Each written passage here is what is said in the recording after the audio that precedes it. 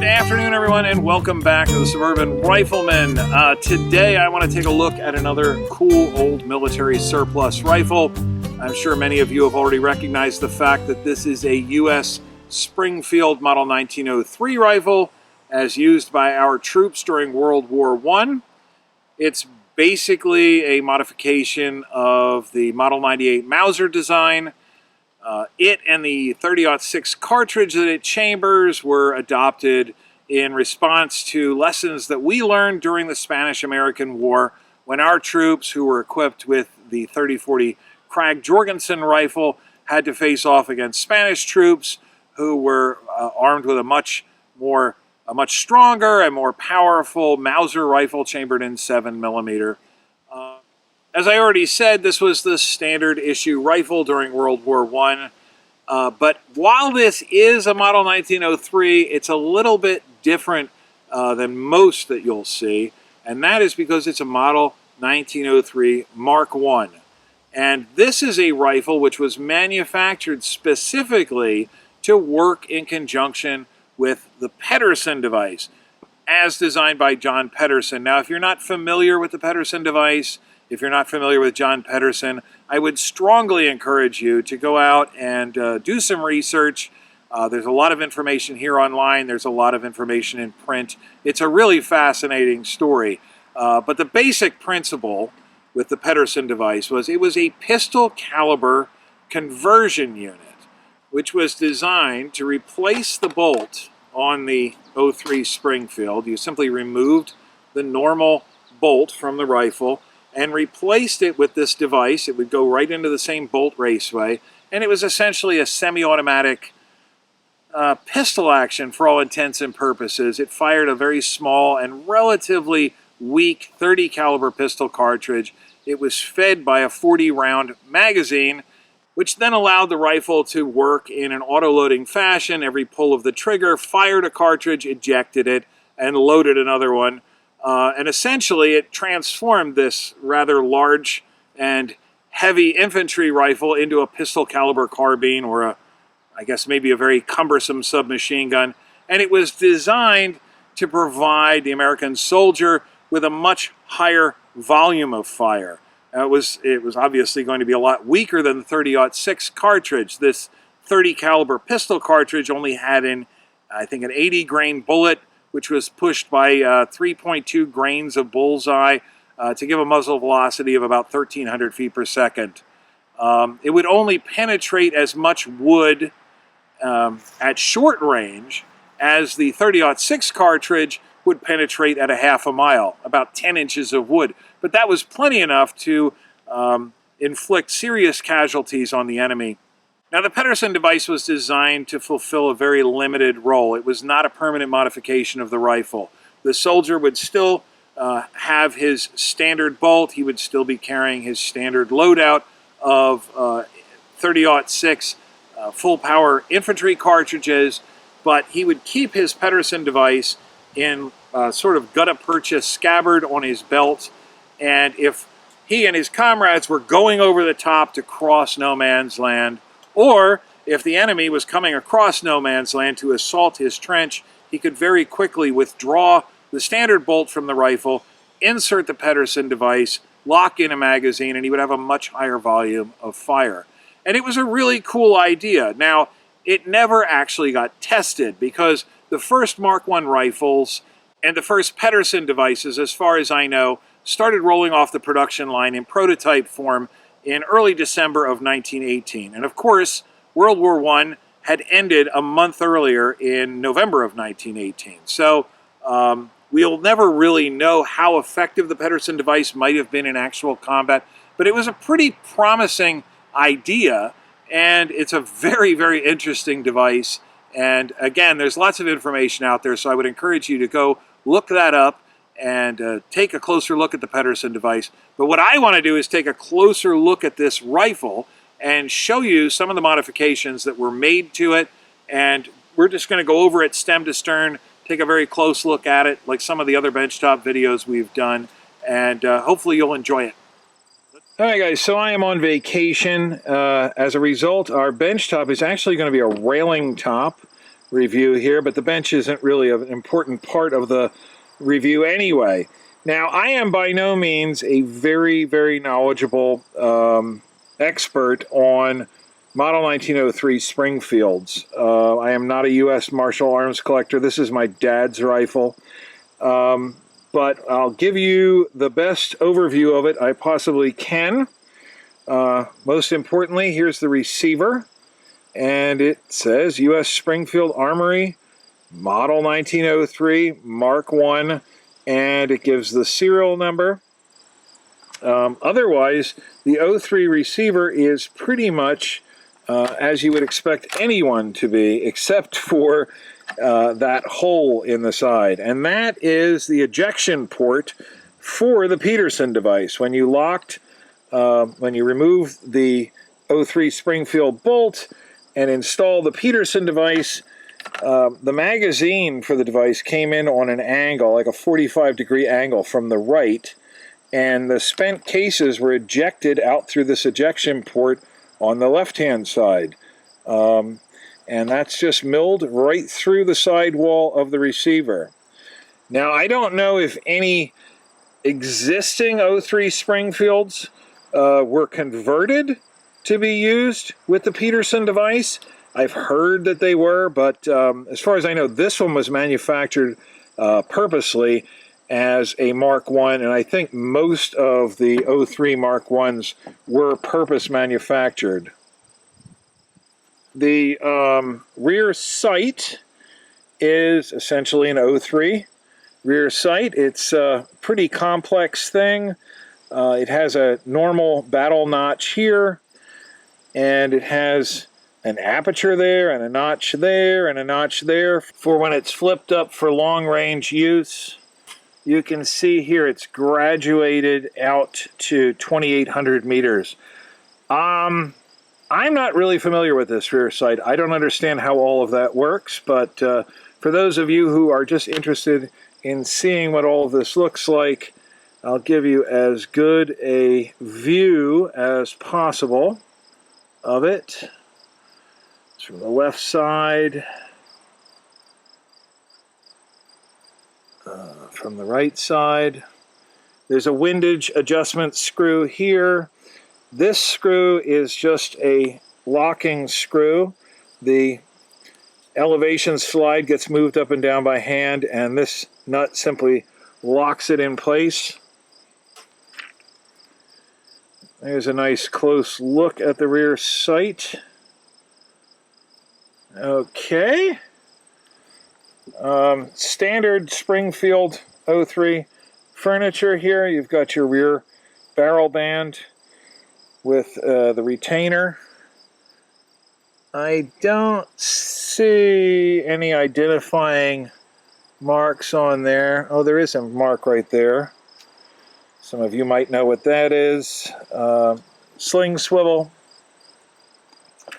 Moving forward, standard 1903 nose cap with a stacking swivel and the bayonet lug marked with an H.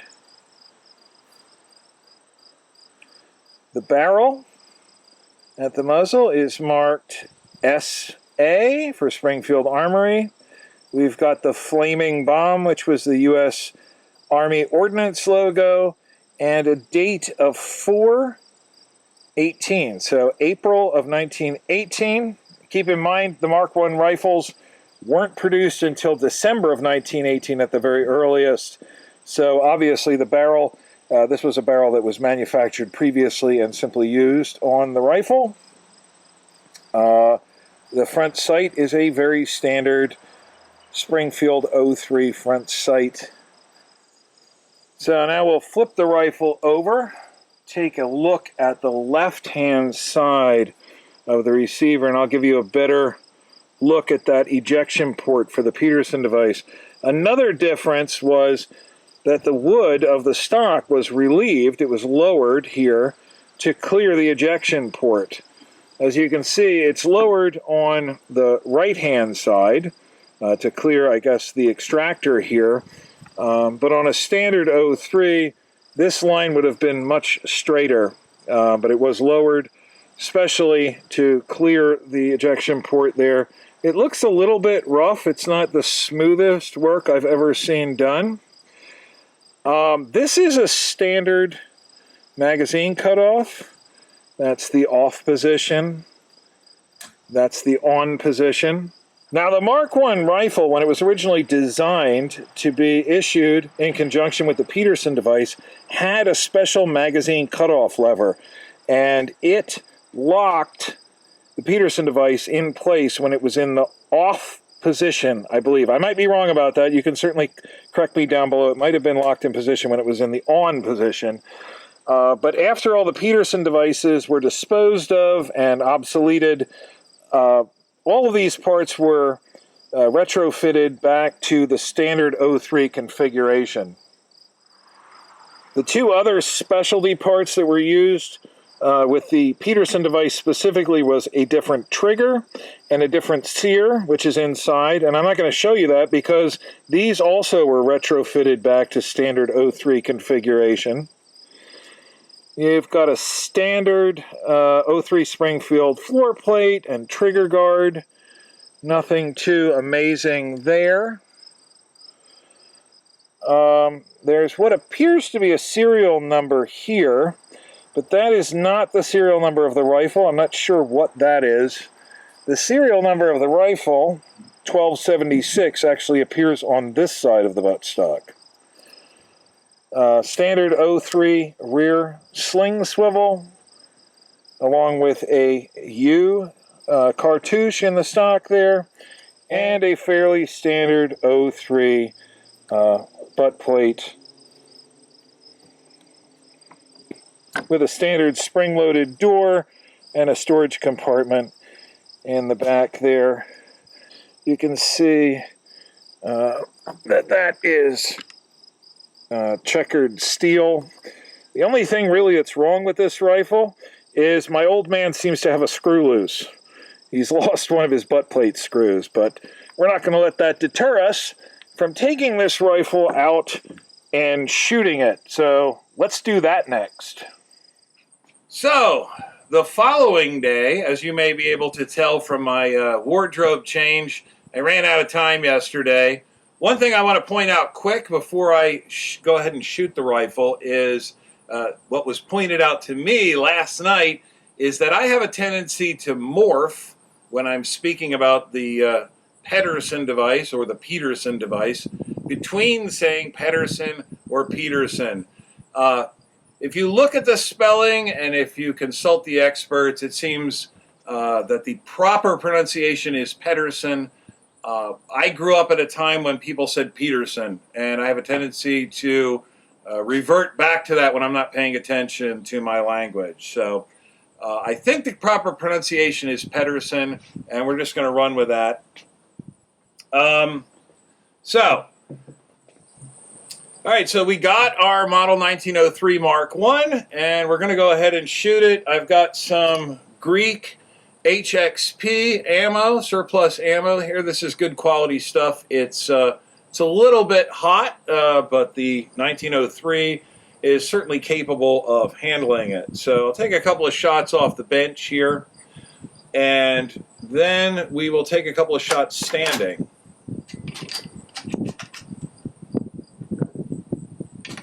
An interesting thing about the 1903 is that it has a sort of anachronistic device on it. It has a magazine cutoff. That wasn't actually completely anachronistic during World War I, but the magazine cutoff remained even on the 03A3 all the way into World War II. And the main reason for that is not only does it cut off the magazine, but it's also the bolt retention catch. So they couldn't really do away with it without a complete redesign of the receiver. So interestingly enough, I think the later models of Springfield were the only bolt-action rifles during World War II that were still being issued that had a magazine cutoff. But that's the reason for it. So here we go. That, by the way, was a lot smoother than the Israeli K98 a couple days ago. Again, we're not shooting for accuracy here. We're just shooting at a 100-yard gong. So listen for the rings if I manage to hit it.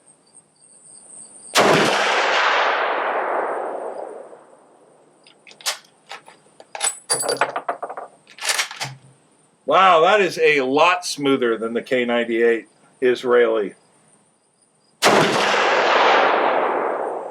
That seemed a little high, maybe? Yes.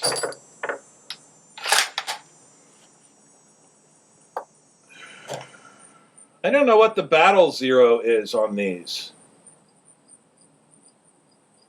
I'm going to put it on the lowest. I'm going to try using the ladder sight on its lowest setting and see what that does.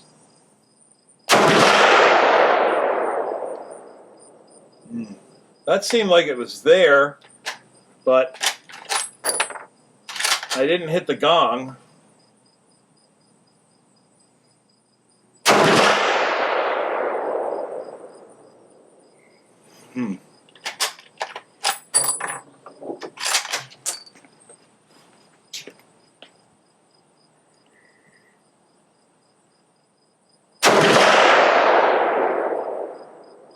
That gong is elusive.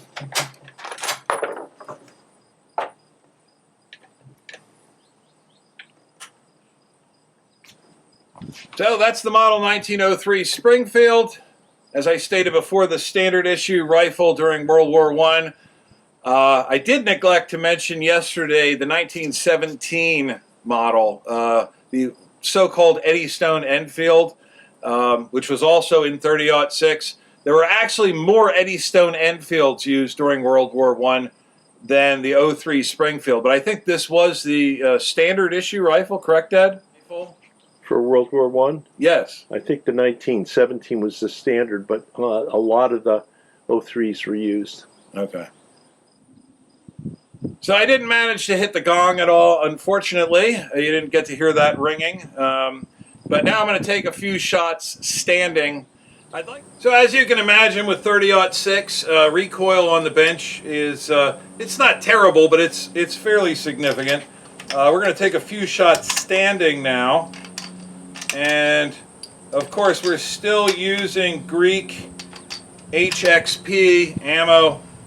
This is what, 150 grains? 150 grains.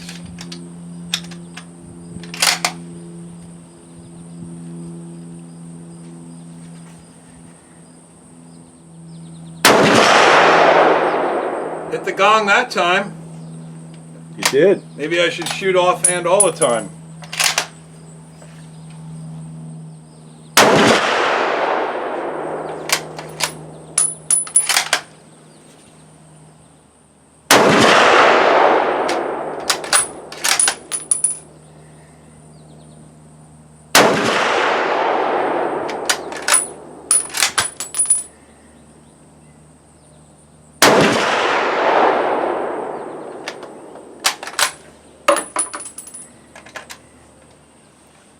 So, it's 30-06. It's still a fair amount of recoil, but fun to shoot.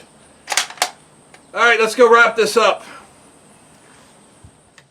So the model 1903 Mark I is a fairly interesting rifle. It's not super rare. I think in total, between 1918 and 1921, they made something like 145,000 of these. But it is relatively unusual to see. I don't know how many are out there on the surplus market today, but it's still a pretty cool rifle. As you can see, it's perfectly safe to shoot, even with this ejection port milled in the side of the receiver. As a matter of fact, they made some metallurgical changes to the Mark I. When they first started production, I think they added a little bit of extra nickel to the alloy, and they did some special heat treatment. So it's actually possible that Mark I receivers are slightly stronger than your standard 03 receiver, but of course, I don't think there's any real worry about the strength of even a standard 03 Springfield receiver. They're very, very strong rifles. So hopefully you found this interesting. If you did, please consider subscribing to the channel. It goes a long way to help keep me here on the tube. If you're already a subscriber, click the little bell icon down below. That'll allow YouTube to send you notifications when I post new content to the channel. Like, share, tell your friends. All those things go a long way to help me out. When I do post my next video, I hope to see each of you here then. Later, guys.